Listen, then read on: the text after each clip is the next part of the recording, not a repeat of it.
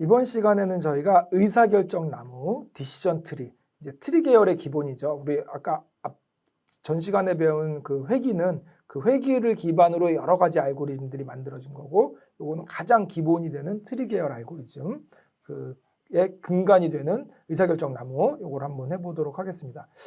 앞에서도 잠깐 설명을 드렸지만, 이런 식으로 하겠다는 거죠. 데이터가 이렇게 들어있으면 여기에 예를 들면 동그라미 세모가 같이 섞여 있다고 해볼게요. 동그라미 세모가.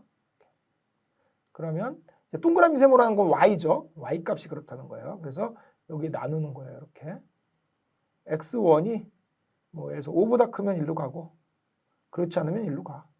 그러면 그러다 보면 동그라미 세모들이 이렇게 어떤 애들은 1로 가고 어떤 애들은 세모가 1로 많이 가고 이렇게 되겠죠. 그 다음에 또 이걸 계속 반복하는 거예요. 이렇게 반복하는데 제일 좋은 건 뭐냐면 x가 5보다 큰 거 1로 가고 이렇게 했더니 전부 다 여기 동그라미가 다 1로 온 거야. 그다음에 전부 다 여기 세모가 다 1로 온 거야. 이럴 리는 없겠지만 이렇게 되면 제일 좋은 거죠. 이러면 끝입니다. 그래서 계속 내려가다가 최종적으로 여기에 동그라미만 모일 때까지 여기 세모 하나 이런 식으로 되겠죠. 네. 이렇게까지 가는 거예요. 네. 이렇게 되는 게 좋은 거죠. 그래서 여기가 얼마나 동그라미와 세모가 섞여 있는지 이걸 저희가 불순도라고 합니다. 불순도.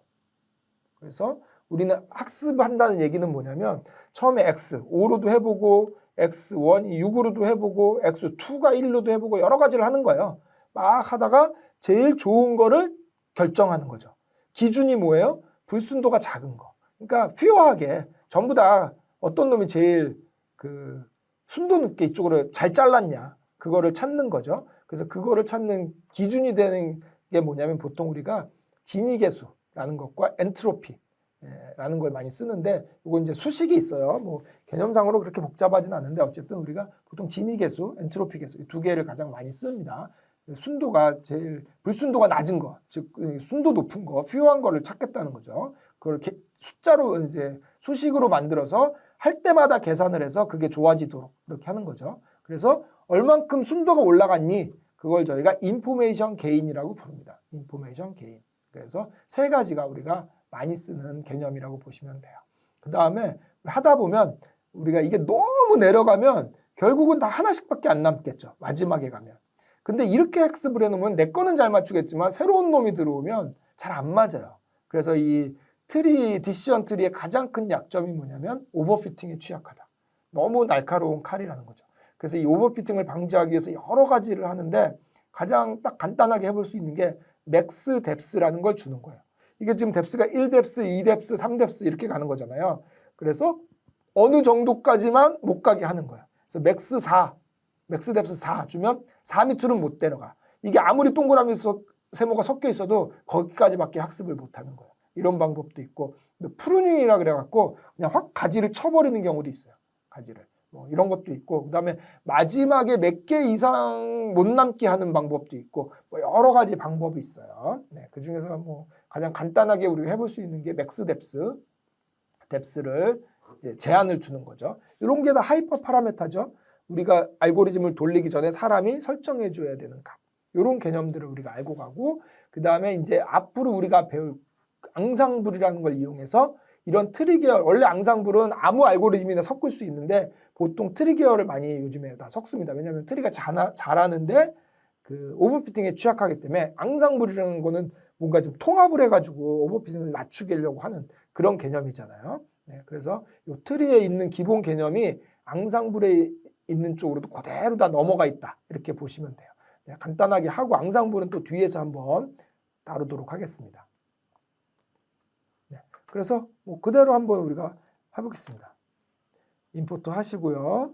데이터는 우리 앞에서 했던 거 그대로 브레스트 캔서 불러올게요. 데이터 이제 범주를 나누는 거니까 불러쓰겠습니다. 타겟을 보겠다는 거죠. 네, 그래서 X와 바로 그냥 스플릿 해보겠습니다.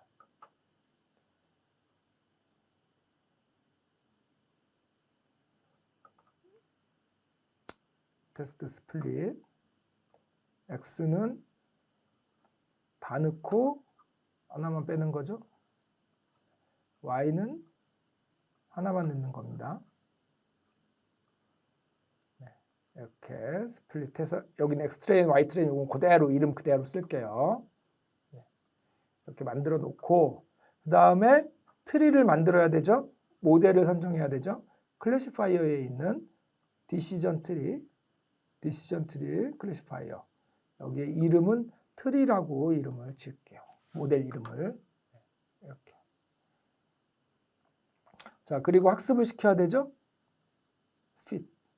그대로입니다. 네, 학습시키면 됩니다. 자, 그 다음에 프리딕을 하는 겁니다. 프리딕. 이렇게 테스트로 프리딕. 그리고 이밸류에이션. 네, 이렇게 가는 거죠. 이렇게 해봤더니 0.88이 나온 거. 이게 원래 우리가 하려고 하는 건데 이제 저희가 여기서 보여드리려고 하는 건 뭐냐면 그러면 우리는 계속 테스트 데이터로 평가를 하는 거잖아요. 근데 우리가 뭘 보려고 하는 거냐면 원래 테스트로 하는 게 맞아요. 근데 트레인 쪽도 한번 평가를 해보고 싶은 거예요. 그래서 트레인도 평가를 해보고 테스트 평가해보고. 그래서 우리가 오버피팅이라고 하면 뭐냐면 우리가 데이터를 이렇게 쪼갰잖아요. 예를 들어서 평가를 해보니까 여기에는 0.9가 나와. 근데 여기에는 0.6이 나와.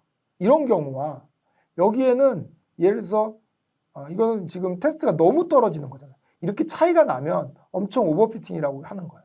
보통 예를 들어서 여기가 뭐 똑같이 0.6이라도 이쪽이 0.7 이러면 큰 차이가 아니잖아요. 이건 원래 못한 거예요. 데이터가 우리가 학습을. 그래도 이 경우보단 이게 낫다는 거예요. 왜냐하면 여기는 너무 자기 거에만 최적화되어 있는 거예요.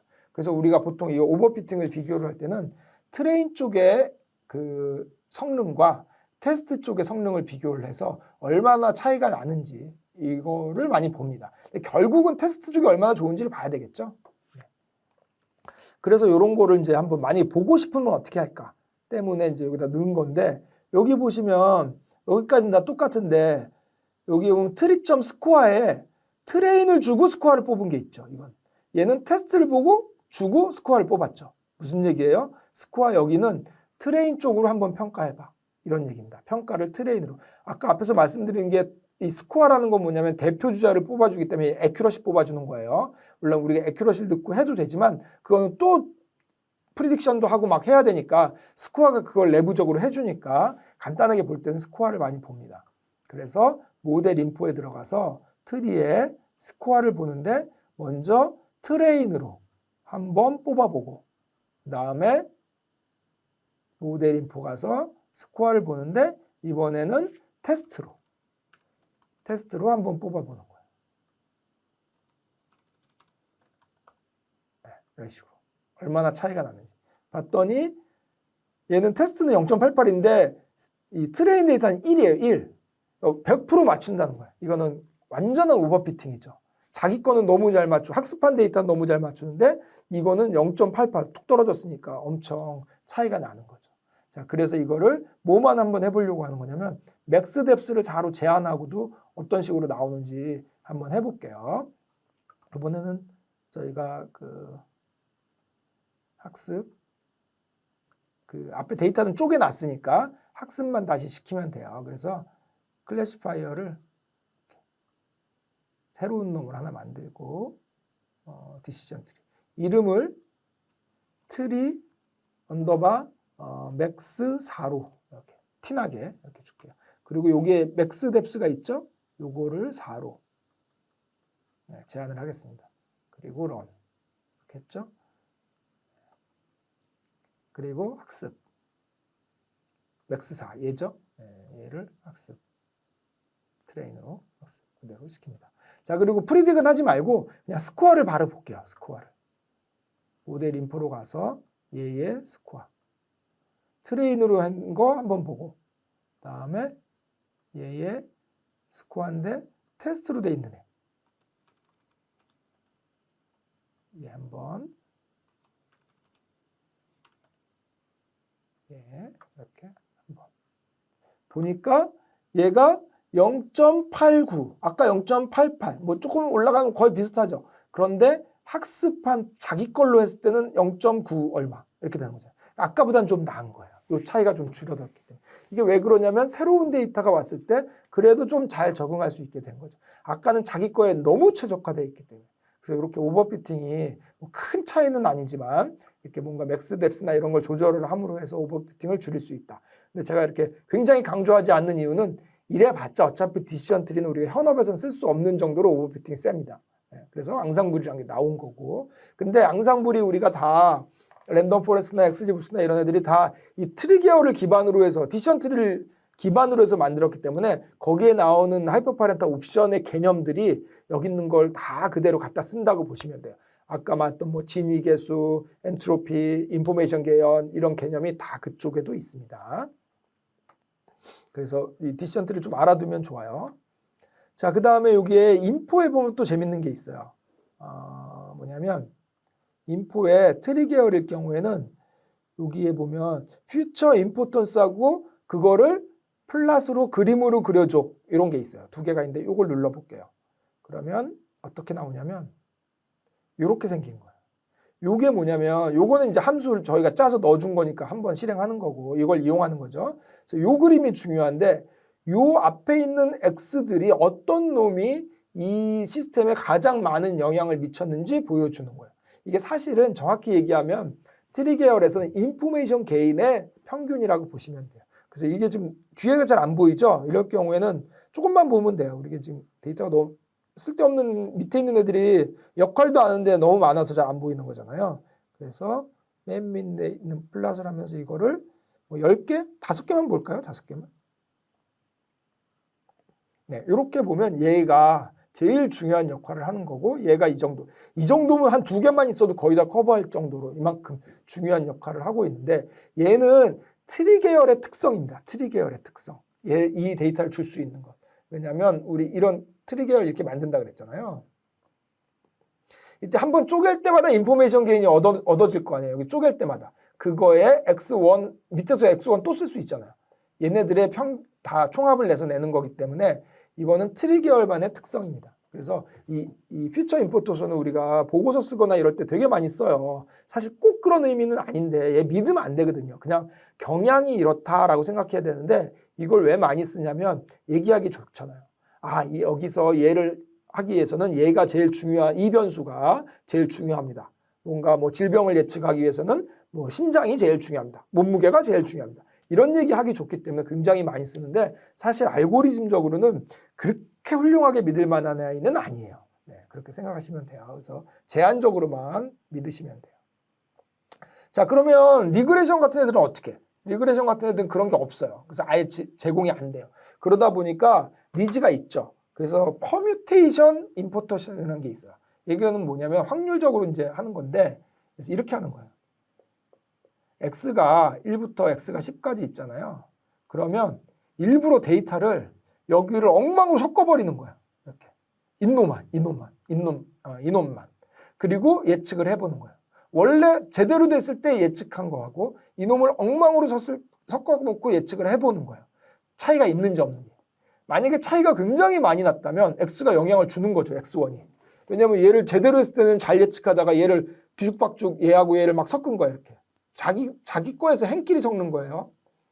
그러면은 갑자기 애큐러시가 뚝 떨어져. 그럼 얘가 영향을 주는 거죠. 근데 x3는 원래 있는 대로 하나 자기들끼리 행을 막 뒤죽박죽 섞거나 애큐러시에 큰 차이가 없어. 그러면 평소에도 얘는 영향을 못 준 거죠. 그래서 이걸로 스코어를 뽑아내는 게 있어요. 그 알고리즘이 퍼뮤테이션 임포테이션입니다. 그래서 그거는 모든 알고리즘에 다 적용이 되겠죠.